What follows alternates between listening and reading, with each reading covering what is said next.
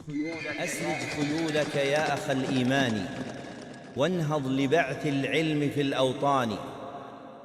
فالعلم ميراث الرسول أمانة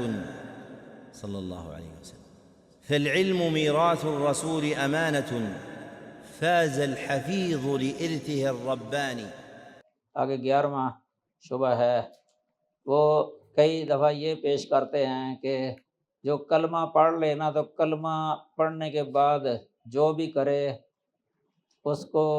فتویٰ نہیں لگے گا، اس کو قتل کرنا جائز نہیں ہے کلمہ پڑھنے کے بعد۔ پھر اس کی وہ دلیل دیتے ہیں کہ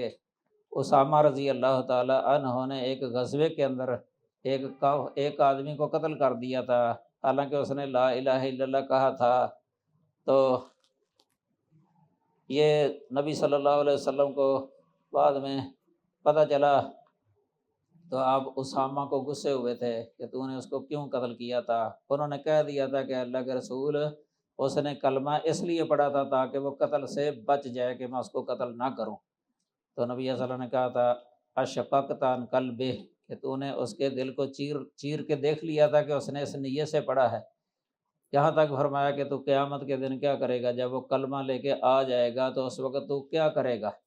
یہ صحیح بخاری کے اندر حدیث آتی ہے۔ تو یہ دلیل دیتے ہیں وہ اس کی، تو اس کا یہ جواب دیا ہے کہ اسامہ نے تو یہ گمان کیا تھا کہ انہ مدعا الاسلام الا خوفا علی دمہ و مالہ، اسامہ رضی اللہ تعالی عنہ نے اس کو جو قتل کیا وہ اس لیے کہ ان کا یہ خیال تھا کہ اس نے اسلام کا دعویٰ صرف اس لیے کیا ہے کہ قتل سے بچ جائے۔ ہاں چونکہ اس نے کلمہ ظاہر کیا تھا تو جو کافر اسلام ظاہر کرے، کلمہ ظاہر کرے، پھر اس کو قتل کرنا جائز نہیں ہے۔ تو اسامہ کی یہ اجتہادی غلطی تھی، تو اس لیے جو ہے نا اس کو نہ قتل کرنا ضروری تھا۔ ہاں کلمہ پڑھنے کے بعد اگر کوئی ایسی شے ظاہر ہو جائے جو کفر ہو، شرک جس طرح کفر اکبر یا کفر شرک اکبر وغیرہ، تو پھر اس کا حکم جو ہے نا وہ دوسرا ہوگا۔ مثلا کلمہ پڑھا ہوا ہے تو اگر ایسا جرم کر بیٹھے اسلام کے اندر، کسی کو قتل کیا ہے مثلا، اس کے بدلے میں اس کلمہ پڑھنے والے کو قتل کیا جائے گا۔ اس طرح مثلا بدکاری کر لے، شادی شدہ ہو تو اس کو رجم کیا جاتا ہے، یا کلمہ پڑھنے کے بعد پھر گیا ہو، مرتد ہو گیا ہو، پھر بھی اس کو قتل کیا جائے گا۔ یہ تو نہیں دیکھا جائے گا کہ اس نے چونکہ کلمہ پڑھا ہے اس لیے اس کو اب قتل نہیں کرنا۔ لیکن اس طرح کا قتل جو ہے نا یہ حکومت کا کام ہوتا ہے، حکومت کی ذمہ داری ہوتی ہے۔ تو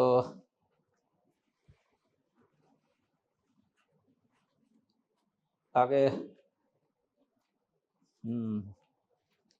یہی بات ہے۔ پھر خوارج کے بارے میں یہ آیا، خوارج جو ہے نا وہ کلمہ پڑھتے تھے لیکن اس کے باوجود بھی ان کے ساتھ قتال کا حکم ہے، قتل کا یا قتال کا حکم ہے۔ نبی صلی اللہ علیہ وسلم نے تو یہاں تک فرمایا کہ اگر میں ان کو پالوں نا تو ان کو اس طرح قتل کروں گا جس طرح عاد کو قتل کیا گیا، لَأَقْتُلَنَّهُمْ کا قتل عاد، صحیح بخاری میں حدیث ہے۔ حالانکہ کلمہ انہوں نے بھی پڑھا تھا، نمازیں بھی پڑھتے تھے، سب کو کرتے تھے، لیکن ان کے قتل کے بارے میں لَإِنْ أَدْرَكْتُهُمْ لَأَقْتُلَنَّهُمْ قَتْلَ عاد۔ تو عبادت بھی بہت کرتے تھے، وہ نماز بھی بڑے احسن طریقے سے پڑھتے تھے، تو لیکن کثرت عبادت ان کو فائدہ نہیں دیا۔ اس طرح اسلام کے دعوے نے ان کو فائدہ نہیں دیا، کیونکہ ایسے کام کرتے تھے جو اس کے منافی ہیں، کلمے کے منافی۔ آگے یہ 12واں شبہ ہے، یہ وہی جو پہلے بتایا تھا آپ کو کہ قیامت کے دن جو ہے نا آدم علیہ السلام کے پاس جائیں گے، پھر نوح کے پاس، پھر ابراہیم کے پاس، پھر موسیٰ اور عیسیٰ کے، اس طرح سفارش کے لیے۔ تو کہتے ہیں کہ یہ استغاثہ ہے، تو کہتے ہیں غیر اللہ سے استغاثہ جو ہے نا یہ شرک نہیں ہے۔ دلیل یہ دیتے ہیں قیامت کے دن کی، اس کا جواب پہلے اجمالی طور پہ ہو چکا ہے انہوں نے جواب سے پہلے کہا سبحان من طبع علی قلوب اعدائہ، پاک ہے وہ اللہ جس نے اپنے دشمنوں کے دلوں پر مہر لگا دی ہے۔ جن کے دلوں پر مہر لگ جائے نا تو پھر وہ غلط استدلال کرتا ہے۔ کہتے ہیں مخلوق کے ساتھ استغاثہ، یہ پہلے میں نے بتایا تھا ما لا یقدر علیہ الا اللہ، ایسی صورت میں جائز نہیں ہے۔ اگر وہ دوسری صورت ہو نا ما یقدر علیہ غیر اللہ ایزن، پھر یہ جائز ہے۔ تو یہ استغاثہ اس طرح کا ہے قیامت والے دن، کیونکہ وہ بھی پاس ہوں گے، یہ بھی پاس ہوں گے، اور دعا ان سے عرض کریں گے کہ اللہ تعالیٰ سے دعا کریں کہ اللہ تعالیٰ ہمارا حساب لے لے، ہم بڑے پریشانی کے اندر ہیں۔ بخاری کے اندر روایت آتی ہے کہ بہت ہی پریشانی، کہہ رہے ہیں کہ آپ ہمارے باپ ہیں، آپ دیکھ رہے ہیں جس حالت کے اندر ہیں، یہ بہت پریشانی ہے، لہذا آپ ہمارے لیے اپنے اللہ سے سفارش کر دیں کہ ہمارا حساب جو ہے نا ہو جائے، ہمیں راحت پہنچ جائے کوئی، یہ ہے وہاں۔ تو اس میں تو کوئی حرج نہیں ہے۔ اور یہ اسی طرح ہی ہے جس طرح موسیٰ علیہ السلام کے واقعہ میں آتا ہے نا فاستغاثہ الذی من شیعتہ علی الذی من عدوہ، یہ موسیٰ علیہ السلام سے جو استغاثہ کیا تھا نا، یہ اس کام میں تھا ما یقدر علیہ موسیٰ ایضاً، کہ موسیٰ علیہ السلام کی جو ہے نا طاقت کے اندر، استطاعت کے اندر تھا کہ ان کی مدد کرتے اس کے خلاف، یہ جائز ہے۔ کیونکہ موسیٰ علیہ السلام بھی پاس تھے، وہ بھی پاس ہی تھا، آواز بھی سن رہے تھے، اور پاؤں کے ساتھ چل کے گئے اور اپنا ہاتھ بھی استعمال کیا تھا، اس کو مکہ مارا تھا، اس کا کام پورا کر دیا۔ یہ ما تحت الاسباب امور میں آ جاتا ہے۔ امور کی دو قسمیں ہیں نا، ما تحت الاسباب جنہیں امور عادیہ کہتے ہیں، اور ایک ہوتا ہے ما فوق الاسباب، امور غیر عادیہ، ما فوق یعنی اسباب، ظاہری اسباب سے بالا تر، ان کاموں میں غیر اللہ کو پکارنا یہ جائز نہیں ہے، یہ شرک ہے۔ اور وہ کام جو ظاہری اسباب کے تحت ہوتے ہیں، وسیلہ ذریعہ کو استعمال کیا جاتا ہے، ان میں مدد لینی، تعاون لینا کسی سے، یہ شرک نہیں ہے۔ اس کی مثال میں آپ کو دے دیتا ہوں۔ مثلا کوئی بندہ گلی یا بازار میں جا رہا ہے، وہ ہے گاڑی ہے اس کے پاس، یا ریڑھی ہے، جس طرح گدھا گاڑی، اس کے اوپر کوئی سامان لادا ہوا ہو، بوریاں ہیں گندم کی یا چاولوں کی مثلا، وہ کوئی بوری نیچے گر جاتی ہے، کافی وزنی ہوتی ہے، اکیلا وہ اٹھا نہیں سکتا، پاس سے کوئی آدمی گزرتا ہے نا، اس کو کہتا ہے کہ میرا تعاون کریں، یہ اوپر اٹھوا دیں، تو یہ جائز ہے۔ تعاونوا علی البر والتقوی، یہ استعانت بھی جائز ہے، تعاون جائز ہے، یہ مدد کرنا۔ ان اللہ فی عون العبد ما کان فی عون اخیہ، عام حدیثیں آتی ہیں، تو یہ اس میں کوئی حرج نہیں، بلکہ کار ثواب ہے یہ۔ ہاں اگر اس وقت وہ جس نے سامان اٹھانا ہے نا، مالک جو ہے اس کا، وہ کہے کسی ایسے شخص کو جو وفات پا گیا ہو، قبر میں دفن ہو چکا ہو، کہے میری مدد کر، یہ شرک ہے۔ ایسی صورت میں یہ کہہ سکتا ہے یا اللہ میری مدد کر، کہ اللہ تعالیٰ مسبب الاسباب ہے، کوئی سبب بنا دے، کوئی ذریعہ بنا دے، اللہ پیدا کر دے، قادر ہے اللہ تعالیٰ مدد کر دے۔ لیکن اگر ایسے وقت میں وہ غیر اللہ کو پکارے گا نا، جو پاس نہیں ہے، دور ہے، فوت ہو گیا ہو، یا ویسے ہی دور ہے، اور عقیدہ بھی ہے کہ وہیں سے اس نے مدد کر دینی ہے، یہ بوری اوپر جو ہے نا اٹھوائی جا سکتی ہے، تو یہ شرک ہے۔ کیونکہ یہ اس طرح کی مدد طلب کرنا ہے جس طرح اللہ سے مدد مانگی جاتی ہے، یہ اس طرح کی ہو گئی ہے، یہ اس کو الہ بنانا ہے، یہ شرک ہے۔ یہ مثال صرف سمجھانے کے لیے دی ہے میں نے۔ تو مثلا طالب علم یا کوئی پیپر ہے، مشکل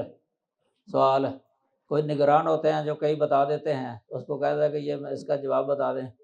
وہ بتا دیتا ہے، کئی نہیں بتاتے، تو اگرچہ درست تو نہیں ہے اس وقت، لیکن یہ ما تحت الاسباب ہے۔ لیکن اگر ایک فوت ہو گیا ہو، مثلا کوئی ولی ہو، کوئی ٹیچر استاد قبر میں دفن ہے، تو ادھر مشکل آ گیا سوال، تو یہ اس کو پکار رہا ہے کہ یہ مجھے بتا دینا، یہ میری مدد کر دینا، یہ شرک ہے، یہ شکر ہے، کیونکہ اب یہ ہو گیا ما لا یقدر علیہ الا اللہ، یہ اس زمرے میں آ گیا ہے۔ ما فوق الاسباب یعنی ظاہری اسباب سے بالا تر ہو گیا ہے یہ، تو یہ ہو گیا شرک۔ اس طرح یہ لوگ جو ہے نا شیخ عبد القادر جیلانی کو پکارتے ہیں، جب ان سے پوچھا گیا نا دعوت اسلامی والے جو یہ قادری، کہ یہ عبد القادر جیلانی بغداد میں ہیں، دفن ہے قبر کے اندر، آپ ادھر سے پکارتے ہیں، وہ سن کیسے لیتے ہیں؟ جواب دیا گیا تھا آج کل تو امریکہ میں سنا دی جاتی ہے اپنی بات موبائل کے ذریعے، تو وہ نہیں سن سکتے۔ دیکھو یہ قیاس کتنا غلط ہے اور فاسد ہے، اور قیاس مع الفارق ہے، یعنی ایک شے ہے ما تحت الاسباب کہ سبب ہے، یہ موبائل سبب ہے، اور اس پر قیاس کر رہے ہیں ما فوق الاسباب کو، جو اسباب سے بالا تر ہے، یہ کہتے ہیں قیاس فارق، اصول فقہ والے باطل قیاس، فاسد قیاس۔ اس طرح یہ لوگوں کو جو ہے نا توحید سے ہٹاتے ہیں، اور اس پر وہ مقتنع ہو جاتے ہیں سننے والے بھی۔ تو کیسی دیکھو دلیل ہے یہ، بالکل صریح، یعنی جو اعتقاد ہے ان کا دل کے اندر، اس کو ثابت کرنے کے لیے اس طرح کی دلیلیں جو باطل قیاس کے ساتھ ہے۔ یہ بہت سارے اس طرح باطل قیاس کرتے ہیں۔ یہ طاہر القادری کی ایک کتاب ہے استغاثہ اور اس کی شرعی حیثیت، اس کے آخر میں 9 اس طرح کی دلیلیں دی ہوئی ہیں غیر اللہ کو پکارنے کی، 9 دلیلیں۔ میں نے الحمدللہ اس کا کافی تفصیلی جواب لکھا ہوا ہے، 500-600 صفحے میں ہے، تو ایک ایک کر کے جو ہے نا کافی تفصیلی جواب ہے اس کا، ایک ایک کا جواب علیحدہ علیحدہ، اور جو شروع میں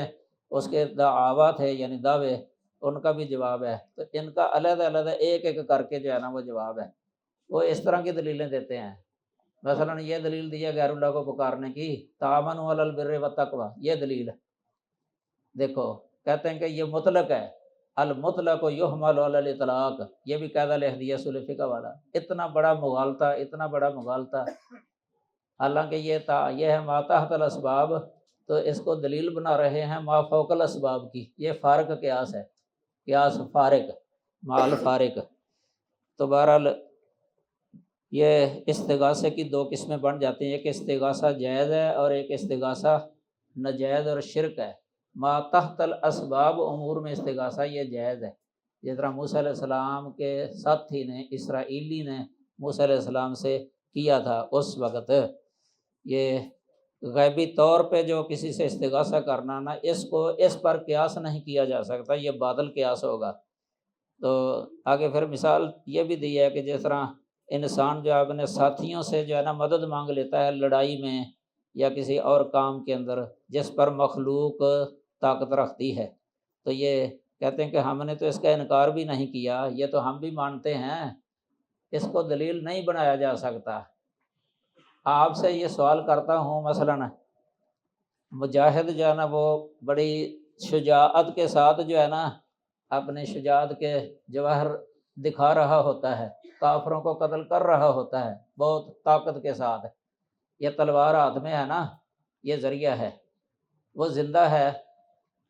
اگر وہ مثلا مجاہد شہید ہو جائے وہیں، تلوار پکڑ سکتا ہے؟ اب نہیں پکڑے گا، تلوار چاہے اس کے پاس ہی پڑی ہو نا، وہ نہیں پکڑ سکے گا، اب نہیں۔ تو یہ ہے، اب وہ قادر نہیں ہے، اس پر وہ قادر نہیں ہے۔ تو یہ جو ہے نا اب اس کو کوئی پکارے، کوئی پکار سکتا ہے کہ اس کو مدد کے لیے پکارے؟ کئی دفعہ یہ مثال دیتے ہیں کہ آپ بیوی سے مدد لیتے ہیں گھر کے اندر، دیکھو کیسی مثال ہے۔ میں نے اس کتاب کے اندر لکھا ہوا ہے کہ بیوی اگر فوت ہو جائے تو کوئی کہے یا زوجتی قومی وقوی ثیابی، کہ میرے کپڑے استری کر دے، یا اخبزی روٹی پکا دے، یا آتینی ماء مجھے پانی دے دے، اس طرح کوئی کہہ سکتا ہے؟ یہ وہ فوت ہو گئی ہے، قبر میں دفن ہے۔ اس طرح اس کی مثال یہ بھی سمجھنا کہ ایک بندہ مسجد کے اندر یا مدرسے کے اندر تعاون کرتا ہے، مہینہ ہر مہینے دیتا ہے، چندہ دیتا ہے، یہ اس کے پاس چلے جاتے ہیں گھر کے اندر لانے کے لیے، یا کسی کو بھیج دیتے ہیں، وہ دے دیتا ہے، لیکن وہ وفات پا گیا، اب دفن ہو گیا، تو کیا اس کی قبر پر جا کے کسی نے کبھی اسے کہا ہے کہ وہ چندہ دو جی ماہانہ جو دیتے تھے آپ؟ کوئی نہیں کہتا، کیونکہ ان کو بھی پتا ہے کہ اب مدد کرنے کے ذریعے طاقتیں قوا سب ختم ہو گئی۔ اگر دفن نہ بھی کیا جائے، صرف چارپائی پر لیٹا ہی ہو نا، ہے میت، تو اس وقت بھی وہ مدد کرنے کی طاقت نہیں ہے، کسی شے کو پکڑ نہیں سکتا، آنکھیں دیکھنا وہ چھوڑ دیتی ہیں، کان سننا کام نہیں کرتے، زبان بولے گی نہیں، ہاتھ پکڑے گا نہیں، حواس ظاہری وہ ختم ہو جاتے ہیں، قوتیں۔ اس لیے یہ جائز نہیں ہے میت کو پکارنا۔ اس پر بھی بعض علماء نے کتابیں لکھی ہوئی ہیں رد میں۔ یہ جو میں نے کتابوں کے نام لکھے نا، تو ایک کتاب اس میں لکھی ہوئی ہے، وہ ہے لکھنے والے بھی حنفی ہیں،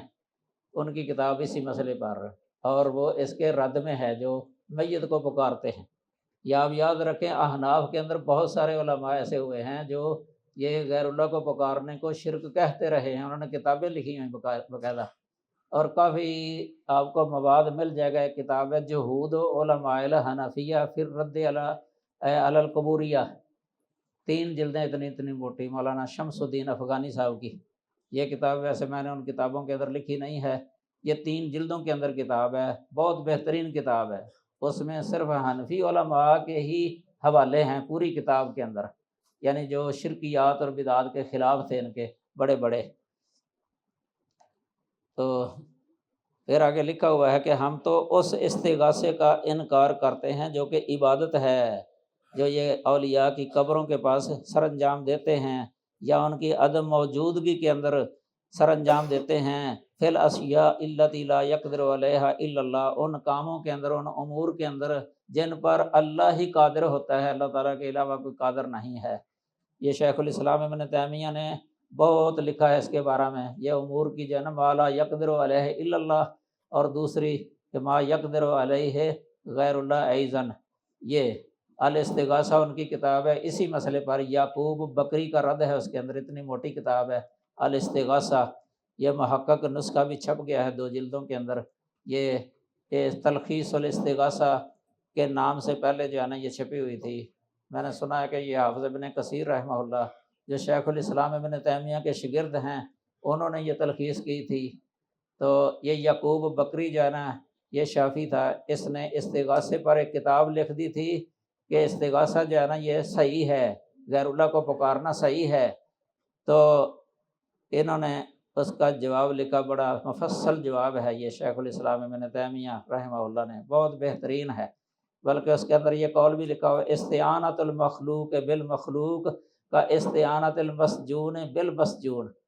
کہ مخلوق کا مخلوق سے مدد مانگنا ایسے ہے جس طرح ایک قیدی ہوتا ہے نا، وہ کسی دوسرے قیدی سے مدد مانگے اپنے لیے، حالانکہ وہ خود آپ قیدی ہے، تو یہ اس کی مدد کیسے کر سکتا ہے، وہ خود آپ قیدی ہے۔ یہ یاد رکھیں، یہ بات جو ہے نا شیخ علی حجویری صاحب کی کتاب جو ہے نا کشف المحجوب، اس کے اندر بھی لکھی ہوئی ہے، یہی عبارت اس کے اندر بھی لکھی ہوئی ہے کہ غیر اللہ کو پکارنا، اسے مدد مانگنا، یہ اسی طرح ہی ہے جس طرح مسجون کا مسجون سے مدد مانگنا ہے۔ یہ کئی کتابوں کے اندر میں نے پڑھی ہے، غایۃ الامانی فی الرد علی النبہانی، علامہ محمود شکری آلوسی رحمہ اللہ، یہ بھی حنفی تھے لیکن سلفی تھے، حنفی سلفی، انہوں نے یہ کتاب لکھی ہے۔ النبہانی جو ہے نا، یہ یوسف بن اسماعیل نبہانی شافی تھے، انہوں نے کتاب لکھی تھی شواہد الحق، یہ شرک سے بری ہوئی کتاب ہے، ابن تیمیہ کے خلاف لکھی تھی یہ کتاب۔ تو اس طرح شیخ الاسلام محمد بن عبد الوہاب کے خلاف اتنی موٹی کتاب، تو اس کا ترجمہ اردو کے اندر یہ چھپا ہوا عام مل جاتا ہے۔ تو اس کے جواب میں غایۃ الامانی فی الرد علی النبہانی، یہ 2 جلدوں کے اندر کتاب، عربی کے اندر بہت بہترین کتاب ہے، یہ علمی بہت ہی معلوماتی ہے، اور اس کا بھی اردو کے اندر ترجمہ ہے، اس کا نام ہے انوار رحمانی، انوار رحمانی، مولانا ابو بکر صدیق حافظہ اللہ، انہوں نے اس کا ترجمہ کیا۔ ایک ہی بار پاکستان کے اندر چھپی تھی یہ جیلم سے، تو بعد میں نہیں چھپی۔ یہ کتاب ایسی بہترین کتاب ہے کہ ایک موحد آدمی پڑھے تو سینہ ٹھر جاتا ہے، ایسی کتاب ہے یہ۔ تو اس طرح کی کتابوں کا مطالعہ کرنا چاہیے تاکہ شرح صدر ہو جائے۔ تو فرماتے ہیں کہ اس طرح کا جو استغاثہ ہے نا، یہ نبیوں کے ساتھ قیامت والے دن یہ جو ہے نا دنیا کے اندر بھی اس طرح کا استغاثہ جائز ہے، تو آخرت کے اندر بھی جائز ہے، یہ شرک نہیں ہے، کیونکہ یہ سامنے ہے، موجود ہے، اور استطاعت بھی ہے، اور یہ شرک نہیں ہے۔ تو کہتے ہیں کہ آپ جاتے ہیں کسی نیک آدمی زندہ کے پاس، جو آپ کے پاس اٹھتا بیٹھتا ہے، اور آپ اس کا کلام سن رہے ہیں، آپ اسے کہتے ہیں کہ آپ میرے لیے دعا کر دیں، جس طرح نبی صلی اللہ علیہ وسلم سے صحابہ کرام کہا کرتے تھے، آپ کی زندگی کے اندر دعا کروا لیا کرتے تھے، کہتے ہیں یہ تو جائز ہے، یہ تو کبھی شرک نہیں بن سکتا، لیکن اس پر وہ دوسرے کو قیاس کرنا وہ شرک ہے، یہ غلط ہے، قیاس ہی غلط ہے، قیاس مال فارق اور باطل ہے۔ کہتے ہیں اما بعد موتہ فحاشا وکلا انہم سالوہ ذالک عند قبرہ، کہتے ہیں صحابہ کرام نے تو کبھی بھی آپ کی قبر کے پاس جا کے اس طرح کا استغاثہ یا سوال نہیں کیا، بلکہ سلف صالحین نے انکار کیا ہے ایسے شخص پر جو اللہ سے دعا کرتا نبی صلی اللہ علیہ وسلم کی قبر کے پاس ہے۔ وہ بھی صحیح نہیں سمجھتے تھے سلف تو کہ دعا اللہ سے کرنی ہے قبر کے پاس، یہ بھی نہیں سمجھتے تھے چہ جائے کہ وہ قبر والے سے دعا کرنے کو صحیح سمجھتے ہوں، یہ ہو نہیں سکتا۔ تو یہ ادھر ویسے شرح کے اندر ایک اس مقام پر حدیث لکھی ہوئی ہے، علی بن حسین، علی زین العابدین جنہیں کہتے ہیں نا، حضرت علی رضی اللہ تعالیٰ عنہ کے پوتے، انہوں نے ایک آدمی کو دیکھا تھا کہ وہ نبی صلی اللہ علیہ وسلم کی قبر کے پاس دعا کر رہا تھا، تو انہوں نے اس کو روک دیا تھا، حوالے بھی نیچے دیے ہوئے ہیں۔ تو یہ شیخ الاسلام نے بھی ذکر کی ہوئی ہے الاستغاثہ کے اندر، اور بھی کئی کتابوں کے اندر میں نے پڑھی ہے، یہ علی بن حسین بن ابی طالب، علی بن ابی طالب،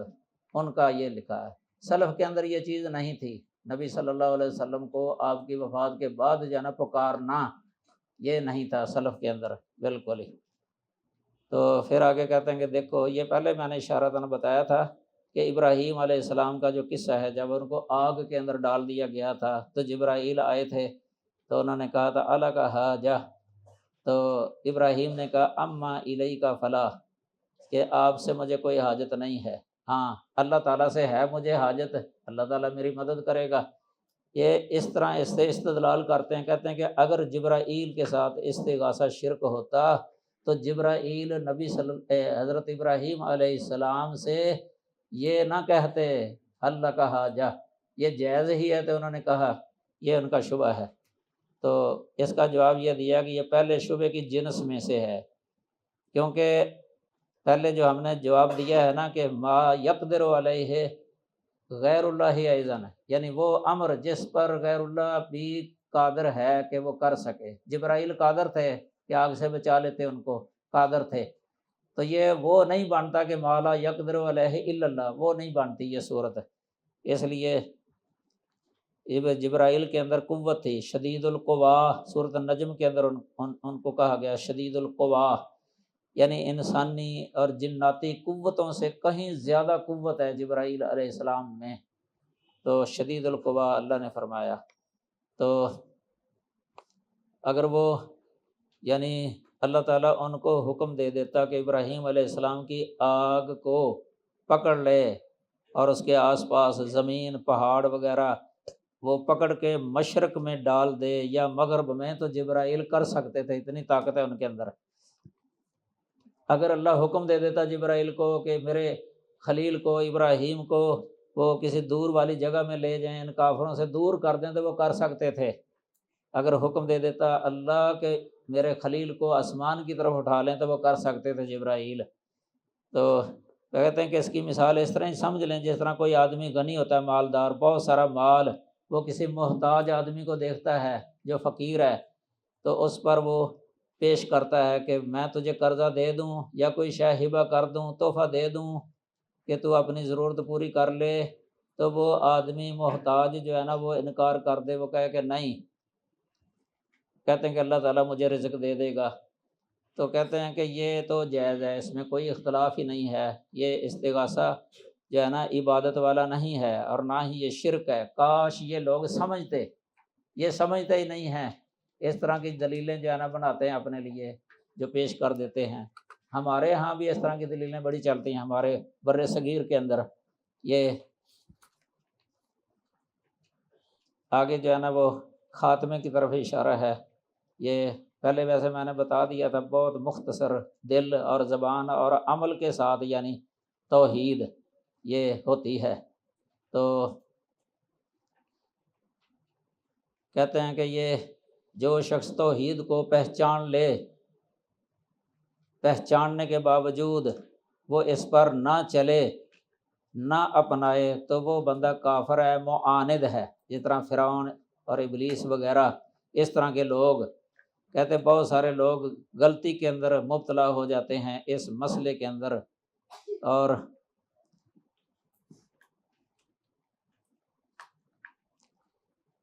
پھر وہ عذر بیان کرتے ہیں نا، وہ لکھا ہوا ہے، کہتے ہیں کہ ہم کیا کریں، ہم جیسے علاقے کے اندر رہتے ہیں تو وہ ہماری موافقت نہیں کرتے، اس طرح کے عذر پیش کرتے ہیں۔ تو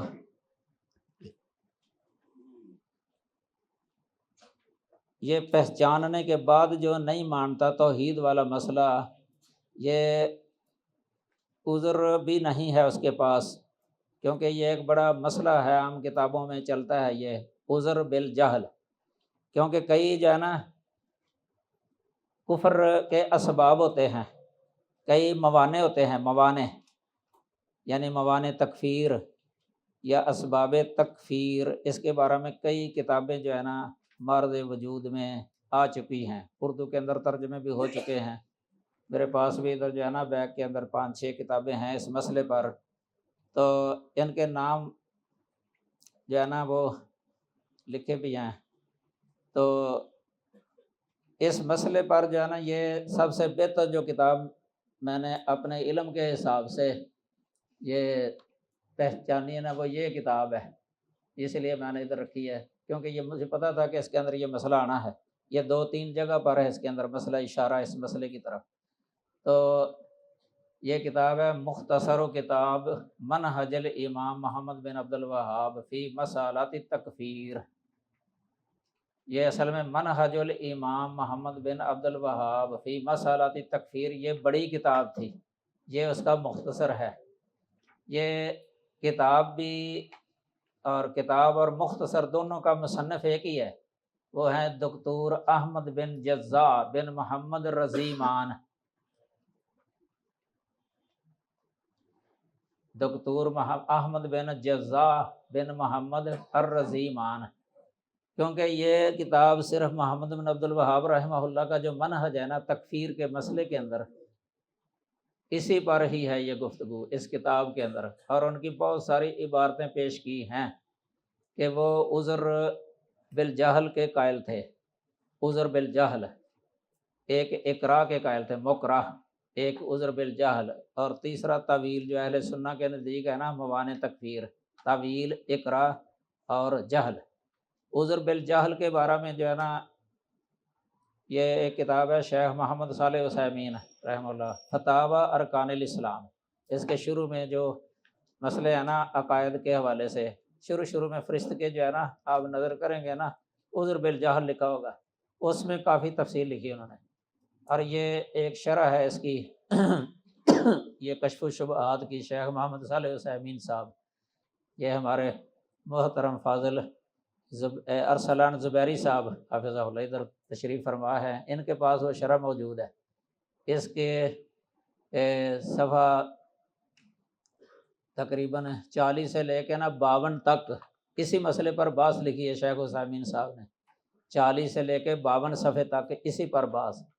اور یہ بحث جو ہے نا سب سے زیادہ آسان ہے شیخ محمد صالح عثیمین صاحب رحمہ اللہ کی، یہ پیچیدہ نہیں ہے، کیونکہ بعض لکھنے والے اس بحث کو پیچیدہ کر دیتے ہیں اور سمجھ نہیں آتی بسا اوقات۔ شیخ الاسلام کے بارے میں جو ہے نا محمد بن عبد الوہاب رحمہ اللہ، یہ بعض لوگ کہتے تھے کہ یہ ہر صورت میں جو ہے نا وہ حکم لگاتے ہیں قتل کا، اس کا رد انہوں نے خود کیا ہے کہ میں ایسے نہیں کرتا، یہ اگر کوئی جاہل ہے، لا علمی کے اندر کر رہا ہے اور اس کو کسی نے سمجھایا نہیں، حجت ہی قائم نہیں کی، حجت قائم کرنا بھی پھر فہم کے ساتھ ہے، ایک ہے صرف سنا دینا، یہ اتنا کافی نہیں ہے، یہ شیخ محمد صالح عثیمین صاحب نے مسلم کی شرح کے اندر لکھا ہوا ہے یہ مسئلہ، کہ صرف سنا دینا کافی نہیں ہے، بلکہ تفہیم بھی ضروری ہے، کہ اس کو سمجھا دینا، دلائل کے ساتھ سمجھا دینا، تاکہ اس کے شبہات دور ہو جائیں، اس سے پھر جہالت دور ہو جاتی ہے، اگر اس کے باوجود وہ اڑا رہے نا تو پھر حکم لگتا ہے، ورنہ اس پر حکم نہیں لگتا۔ اس کے بارے میں ویسے یہ بہت ساری عبارتیں اس کتاب کے اندر شیخ الاسلام محمد بن عبد الوہاب رحمہ اللہ کی جمع کی گئی ہیں اس کتاب کے اندر، ان کی کتاب مختلف کتابوں سے، تو کئی ناحیوں سے جو ہے نا اس پہ بحث ہے یہ تکفیر کے مسئلے میں، اور یہ ویسے بھی اہل سنہ کا موقف نہیں ہے علی الاطلاق تکفیر، یہ تو خوارج کا موقف تھا یا معتزلہ کا تھا، جو تکفیر کفر کا فتویٰ لگا دیتے تھے، صاحب کبیرہ پر بھی ایک گناہ ہو گیا کسی سے کبیرہ اسے توبہ نہیں کی تو کہہ دیتے یہ کافر ہے، دار اسلام سے خارج ہو گیا، واجب القتل ہو گیا۔ یہ کتابوں کے اندر عام لکھا ہوا ہے، خوارج کا موقف تھا یہ۔ امام بخاری رحمہ اللہ نے صحیح بخاری کے اندر ان کا رد لکھا ہوا ہے، کتاب الایمان کے اندر باب باندھے ہوئے ہیں، 2 3 4 باب ہیں اس مسئلے پر کہ یہ دار اسلام سے خارج نہیں ہوتا بندہ۔ بعض ایسے ہیں مثلا شرک ہے، اس میں بھی ان کا یہ ہے کہ اگر جہالت کی وجہ سے ہے، کسی نے اس کو سمجھایا ہی نہیں ہے زندگی کے اندر، تو پھر ہم اس پر حکم نہیں لگاتے۔ تو یہ ادھر بھی شبہات ہیں، ان شبہات کا مناقشہ جو ہے نا یہ کیا گیا ہے ادھر، مناقشۃ الشبہات حول منہج الامام محمد بن عبد الوہاب فی مسألۃ تکفیر۔ تو پھر آگے کئی جو ہے نا یہ ذکر کیے ہیں چیزیں۔ یہ اچھی کتاب ہے ویسے، اگر آپ کو مل جائے تو اس کا مطالعہ کر لینا۔ کچھ ان کے اس مسئلے میں اصول بھی لکھے ہوئے ہیں، یہ احکام وغیرہ، تکفیر المعین اور تکفیر یہ دوسرا ہے غیر معین، اس میں بھی ہے اختلاف کافی یعنی علماء کا، یعنی یہ اہل سنہ کا موقف ہے۔ شرح عقیدہ طحاویہ کے اندر بھی لکھا ہوا ہے کہ وہ معین کی تکفیر نہیں کرتے، یہ غیر معین یعنی جنس یا نوع پر حکم لگا دیتے ہیں۔ جس طرح قرآن کا اسلوب بھی یہی ہے کہ جو شخص یہ کرے وہ ایسے ہے، یہ نام نہیں لینا، یعنی اس وصف کی وجہ سے حکم لگانا نام لینے کے بغیر۔ معین کی تکفیر جو ہے نا یہ ذرا مشکل ہوتی ہے، اس میں پھر دیکھا جاتا ہے یہ ضوابط و تکفیر کو کہ کیا اس کے اندر کوئی معنی تو نہیں ہے، اگر معنی ہو تو پھر نہیں۔ شیخ الاسلام ابن تیمیہ کا بھی یہی موقف ہے، انہوں نے اپنی اکثر کتابوں کے اندر یہ مسئلہ لکھا ہوا ہے، بلکہ ایک جگہ پر انہوں نے لکھا کہ میرے بارے میں جانتے ہیں جو میرے پاس اٹھتے بیٹھتے ہیں کہ میں تکفیر نہیں کرتا، معین کی تکفیر مراد ہے، معین کی تکفیر نہیں کرتا۔ اس کی انہوں نے ویسے دلیل بھی دی ہوئی ہے ایک کہ ایک آدمی نے کہا کہ اپنے بیٹوں کو فوت ہونے سے پہلے سوال کیا ایو ابن فیکم، میں کیسا باپ ہوں تمہارے اندر؟ انہوں نے کہا کہ انت خیر ابن، آپ بہتر باپ ہیں۔ انہوں نے کہا کہ دیکھو میں نے کوئی نیکی نہیں کی، ڈر لگتا ہے اللہ تعالیٰ سے، تم ایسے کرنا کہ جب میں مر جاؤں تو مجھے آگ میں جلا دینا، جب میں راکھ بن جاؤں تو اندھیری والا دن دیکھنا، اس کے اندر میری راکھ کو بکھیر دینا، ہوا کے اندر اڑا دینا۔ اس نے لفظ بولا تھا لئن قدر اللہ لَيُعَذِّبُنِي عَذَابًا لَمْ يُعَذِّبْ أَحَدًا، اگر اللہ قادر ہو گیا مجھ پر تو اتنا عذاب دے گا جتنا کسی کو بھی نہیں دیا۔ انہوں نے ایسے ہی کیا، اللہ تعالیٰ نے اس کو مرد بنا دیا۔ بخاری کے اندر لفظ آتا ہے کہ وہ مرد بن گیا، مرد۔ اس سے پوچھا اے میرے بندے لما فعلتا، تو نے یہ کام کس لیے کیا جو کیا؟ اس نے کہا من خشیت کا یا رب، اے میرے رب تیری خشیت کی وجہ سے میں نے یہ کام کیا ہے، تو اسے ڈر گیا تھا اپنے گناہوں کی وجہ سے۔ تو وہاں لفظ آتا ہے بخاری فما تلافا ان غفر لہ، اللہ نے اس کو معاف کر دیا، بخش دیا۔ اللہ کے گناہ تھا۔ امام ابن تیمیہ کہتے ہیں کہ یہی کلمہ اگر کوئی جان کے بول دے اللہ کی قدرت کے اندر شک والا کلمہ تو کفر ہو جاتا ہے، کفر ہے یہ اللہ کی قدرت میں شک کرنا، لیکن اللہ تعالیٰ نے اس کو یعنی جہالت کی وجہ سے معاف کر دیا۔ یہ عذر بالجہل کی انہوں نے دلیل دی ہے۔ ویسے لم یعمل خیرن، قطو کا لفظ بھی آیا ہے، یہ بخاری کے اندر جو ہے نا یہ کئی دفعہ روایت آئی ہے، کافی بار۔ مسند احمد کے اندر یہ روایت ہے، اس کے اندر یہ لفظ ہے لم یعمل غیر توحید، کہ توحید کے علاوہ اس کے پاس کوئی عمل نہیں تھا، توحید تھی، موحد تھا، توحید والا تھا، اس کے علاوہ کوئی عمل نہیں تھا۔ اللہ تعالیٰ نے پھر بھی بخش دیا، معاف کر دیا اس کی۔ ایسے خشیت یہ دل کا ایک عمل ہے، خشیت۔ شیخ الاسلام ابن تیمیہ رحمہ اللہ نے ایک کتاب لکھی ہے، اس کا نام ہے التحفۃ العراقیہ فی الاعمال القلبیہ، یعنی دل کے جو عمل ہے نا اس کے بارے میں وہ التحفۃ العراقیہ، عراق والوں کے لیے لکھی تھی تحفہ۔ تو قلبی جو اعمال ہیں، اس طرح حدیث میں ہے نا الایمان بضع و ستون شعبہ، تو اس کے اندر جو تقسیم فتح باری کے اندر کی ہے حافظ ابن حجر نے صحیح امام ابن حبان کے کلام سے خلاصہ ایک خاص ترتیب تو 3 قسمیں کی ہیں اعمال کی شاخوں کی، ایک قلبی اعمال ہیں اور ایک بدنی اعمال ہیں، ایک لسانی اعمال ہیں۔ وہ ساری تقسیم کر کے انہوں نے جو ہے نا وہ پوری 60 سے یا 70 سے اوپر وہ لکھ دی ہے اس کتاب کے اندر۔ اصل کلام وہ امام ابن حبان کا ہے، صحیح ابن حبان سے۔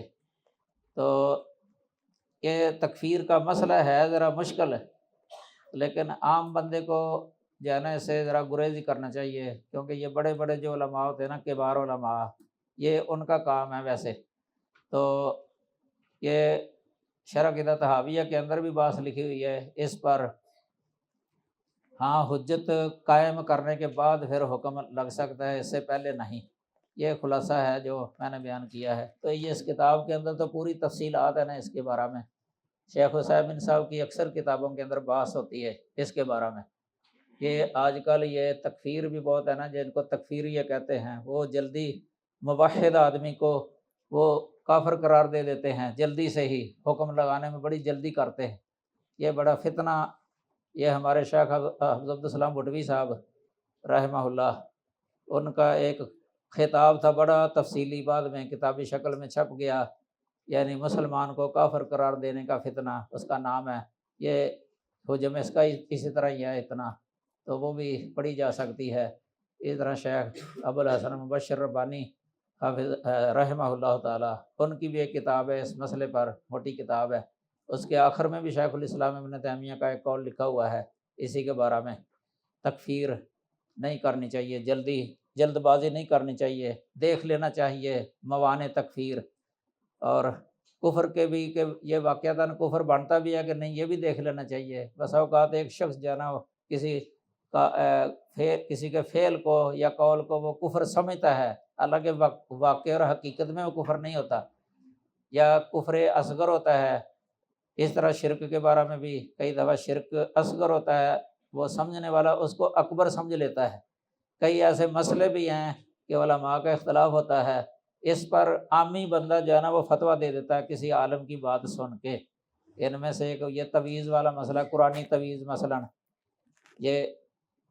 کسی کا سنا کہ وہ کفر ہے تو اس نے تعویذ دیکھا کسی نے لکھ کے دیا، وہ عالم کو کافر قرار دے دیا مثلاً کہ یہ تو کافر ہے، مشرک ہے، اور اس کے پیچھے نماز پڑھنی جائز نہیں ہے، حالانکہ مسئلے کی نوعیت کو دیکھا ہی نہیں ہے، تحقیق ہی نہیں کی۔ تو یہ تعویذ اور تمیمے میں فرق بھی نہیں جانتا کہ تمیمہ کیا ہوتا ہے، تعویذ کیا ہوتا ہے، ان کے درمیان کیا نسبت ہے دونوں کے درمیان۔ اور یہ حدیث جو آتی ہے تمیمہ کے بارے میں، من اللہ کا تمیمہ فقط اشرکا، تمیمہ کا معنی تعویذ کر دینا، یہ بھی درست نہیں ہے۔ یہ ایک نبی صلی اللہ علیہ وسلم کے پاس آئے تھے ایک وفد بیعت کی، ان میں ایک آدمی نے آگے ہاتھ بڑھایا تو اس کے ہاتھ میں تمیمہ تھا، تو آپ نے ہاتھ پیچھے ہٹا لیا۔ ترجمے میں کرتے ہیں کہ اس کے ہاتھ میں تعویذ تھا، ترجمہ اس طرح کر دیتے ہیں تعویذ، حالانکہ تمیمہ کا معنی محض تعویذ ہی نہیں ہوتا کہ تعویذ اور تمیمہ میں فرق ہے۔ ہر تمیمہ تعویذ ہے، لیکن ہر تعویذ جو ہے نا وہ تمیمہ نہیں ہے، اس لیے تعویذ عام ہے لفظ۔ تو اس لیے علماء جو ہے نا 2 قسمیں کرتے ہیں، قرآنی تعویذ اور غیر قرآنی تعویذ۔ پھر غیر قرآنی تعویذ جو ہے نا اس کے اندر بھی شرکیہ تعویذ اور غیر شرکیہ تعویذ، یہ علماء کا بڑا اختلاف ہے۔ شیخ الاسلام ابن تیمیہ وہ جائز کہتے تھے، شرک نہیں کہتے تھے اس کو۔ حافظ ابن قیم نے زاد المعاد کے اندر بڑی تفصیل لکھی اس مسئلے پر، وہ بھی جائز کہتے ہیں۔ تو یہ عامی بندے کو جلدی حکم نہیں لگانا چاہیے، کسی کو تعویذ دیکھ لیا قرآنی کہہ دیا یہ تو مشرک ہو گیا۔ شیخ مبشر ربانی صاحب رحمہ اللہ، ان کا مقالات ربانیہ، اس میں ایک مقالہ ہے اس مسئلے پر، یہ تعویذ قرآنی تعویذ شرک ہے یا نہیں۔ انہوں نے بھی کہا کہ یہ قرآنی جو ہے نا ان کو شرک نہیں کہنا چاہیے قرآنی۔ تو بہرحال علماء کے کافی قول ہیں یہ۔ تو کئی ان کے علاوہ اور بھی کئی مسئلے ہیں جن کے بارے میں عامی بندہ جلدی ہی حکم لگا دیتا ہے، آج کل فتویٰ دے دیتا ہے۔ یہ پرہیز کرنا چاہیے، علم ہونا چاہیے، علم کے اندر وسعت ہونی چاہیے۔ تو یہ موانع تکفیر کا خیال رکھنا چاہیے۔ اس طرح اسباب کفر یا اسباب تکفیر، ان کا بھی خیال رکھنا چاہیے۔ یہ بات لکھی ہوئی ہے، کبھی کفر عملی ہوتا ہے، اعتقادی نہیں ہوتا۔ کفر کی 7-8 قسمیں کتابوں کے اندر لکھی ہوئی ہیں، تو کون سی قسم بنتی ہے یہ بھی خیال رکھنا چاہیے۔ تو یہ فتنہ تکفیر جو ہے نا، اس لیے ہے کہ یہ جو فتویٰ لگا دیتے ہیں نا، یہ جوان ہوتے ہیں، اور نبی صلی اللہ علیہ وسلم نے حدیث بھی بیان پھر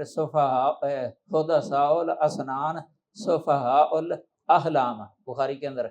یعنی نئی عمروں والے جوان، یہ خارجی اسی طرح کے تھے سارے خارجی،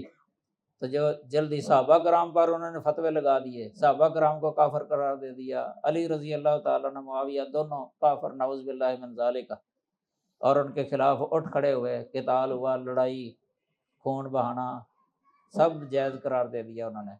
یہ غلط طریقہ ہے۔ تو شیخ الاسلام محمد بن عبد الوہاب کا موقف بھی اس مسئلے میں وہی ہے جو اہل سنہ کا تھا۔ بعض ان کی عبارتیں وہ مجمل ہیں، بعض وہ عبارتیں پیش کر دیتے ہیں۔ اس کے اندر بھی ایک جگہ پر ہے مجمل عبارت، وہ یہ ہے کہ ایک مسئلہ، یہی مسئلہ ذکر کر کے کہا کہ عذر بالجہل جو ہے نا، یہ مقبول نہیں ہے، اس کے بارے میں یہ لفظ بولا ہے۔ یہ شیخ عثیمین صاحب نے بھی وہاں لکھا ہوا ہے کہ یہ علی الاطلاق نہیں ہے، بلکہ یہ ان کے بارے میں ہے جن پر حجت قائم ہو چکی ہو، یعنی ان کی جہالت ختم کر دی گئی ہو نا، تو پھر بھی وہ قائم رہے، ان کے بارے میں ان کا یہ موقف تھا شیخ صاحب کا۔ اس لیے انہوں نے ان کی جو واضح عبارتیں تھیں نا، وہ ذکر کی ہوئی ہیں شیخ عثیمین صاحب نے۔ ابھی میں نے حوالہ دیا تھا نا ان کا، یعنی 40 صفحے سے لے کے 52 صفحے تک یہ بحث ہے اسی کی شرح کے اندر۔ تو انہوں نے اس پر تعلیق جو ہے نا اچھی لگائی ہے، اور شیخ الاسلام کی جو صریح عبارتیں ہیں نا واضح، وہ ذکر کی ہیں۔ اس میں کہتے ہیں اجمال ہے، یہ جو اس میں عبارت ہے ان کی اس مسئلے میں۔ یا آخر میں انہوں نے اقراء پر بھی باس لکھی، الا من اکرہ وقلبہ مطمئن بالایمان، اس پر باس لکھی ہوئی ہے۔ اقراء مکرہ، جس طرح جبری اقراء یا مکرہ کی طلاق واقع نہیں ہوتی، یعنی کلمہ کفر کوئی نکلواتا ہے زبان سے کسی سے، اور جان کی دھمکی دے کے کلمہ کفر نکلوانا چاہتا ہے تو وہ نکال دیتا ہے، لیکن وقلبہ مطمئن بالایمان، اس کا دل ایمان پر مطمئن، یقین ہے اس کو ایمان پر، تو ایسے بندے پر فتویٰ نہیں لگتا۔ اس کو کہتے ہیں عذر بالاقراء، یہ اقراء والا بھی عذر ہے۔ تو یہ عام اہل سنہ کا موقف ہے۔ خوارج ان چیزوں کو دیکھتے ہی نہیں تھے، وہ علی الاطلاق کفر کا فتویٰ لگا دیتے تھے، علی الاطلاق کفر کا فتویٰ، تو بلکہ وہ ان گناہوں کی وجہ سے بھی کافر قرار دے دیتے تھے جن گناہوں کی وجہ سے اہل سنہ کافر نہیں قرار دیتے تھے، چاہے وہ اس میں کوئی عذر بھی نہ ہو، تین عذروں میں سے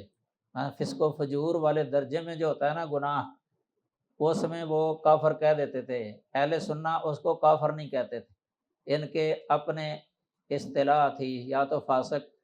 یا عاصی یا ناقص الایمان، اس طرح کا لفظ بول دیتے تھے، یعنی اس کو اسلام کے دائرے سے خارج نہیں کرتے تھے اہل سنہ ایسے بندے کو۔ تو پھر اس کو فی مشیت اللہ کہتے تھے کہ قیامت کے دن اللہ کی مشیت میں ہے، ان شاء غفر لہ و ان شاء عذبہ، یہ موقف تھا اہل سنہ کا، یہ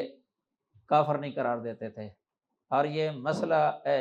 عقیدہ واسطیہ ہے نا، اس میں آپ پڑھیں وسطیت اہل سنہ لکھی ہوئی ہے، 10 فرقوں کا ذکر ہے وہاں، 10 مسئلے ہیں عقیدے کے، 5 مسئلے عقیدے کے، تو ہر مسئلے کی وجہ سے 2 گروہ بنے ہیں، افراط و تفریط، یعنی ایک گروہ کے اندر افراط ہے، ایک میں تفریط ہے، مد مقابل۔ تو اہل سنہ دونوں کے درمیان میں متوسط ہیں، نہ ان کا ان کے ساتھ تعلق ہے جو افراد کا شکار ہیں، اور نہ ان کے ساتھ تعلق ہے جو تفرید کا شکار ہیں۔ یہ ہے وسطیت اہل سنہ۔ ان میں ایک ایمان کا مسئلہ ہے، ایمان، اس میں مرجیہ ایک طرف ہیں، اور دوسرے خوارج اور معتزلہ وحیدیہ وہ ایک طرف ہے، درمیان میں اہل سنہ ہے۔ صفات کا مسئلہ ہے مثلا، اس میں بھی وسطیت اہل سنہ، ایک طرف یہ معطلہ ہیں، جہمیہ، معتزلہ وغیرہ، اور دوسری طرف یہ مشبہہ ہے، اور اہل سنہ درمیان میں ہے بالکل۔ اور ایک طرف یہ مسئلہ ہے یہ تکفیر والا، مثلا ایک طرف خوارج اور معتزلہ ہیں، اور ایک طرف مرجیہ ہیں۔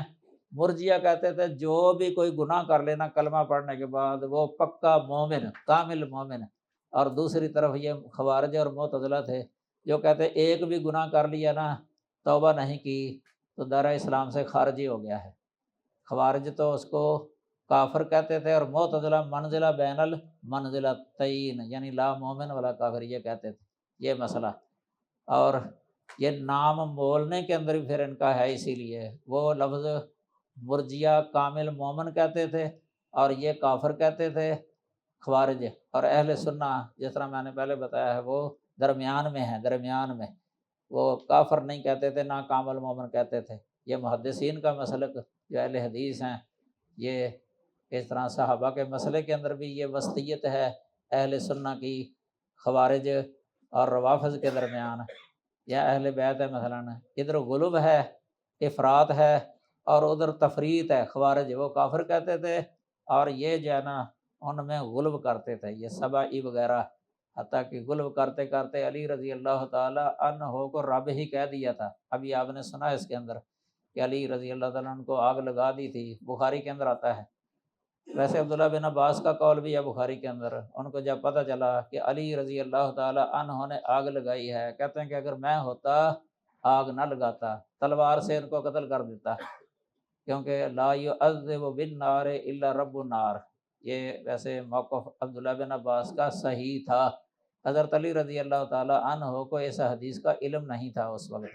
انہوں نے بلکہ تصدیق کی تھی جب ان کو بتایا گیا نا کہ عبداللہ بن عباس نے ایسے کہا ہے، تو علی رضی اللہ تعالیٰ نے تصدیق کی تھی عبداللہ بن عباس کی۔ تو یہ ہے اس کتاب کا یعنی خلاصہ جو بیان ہو چکا ہے۔ اللہ تعالیٰ ہمیں کتاب و سنت کے مطابق ہی عقیدہ بنانے اور عمل کرنے کی توفیق عطا فرمائے۔ أسرج خيولك يا أخ الإيمان وانهض لبعث العلم في الأوطان، فالعلم ميراث الرسول أمانة صلى الله عليه وسلم، فالعلم ميراث الرسول أمانة فاز الحفيظ لإرثه الرباني.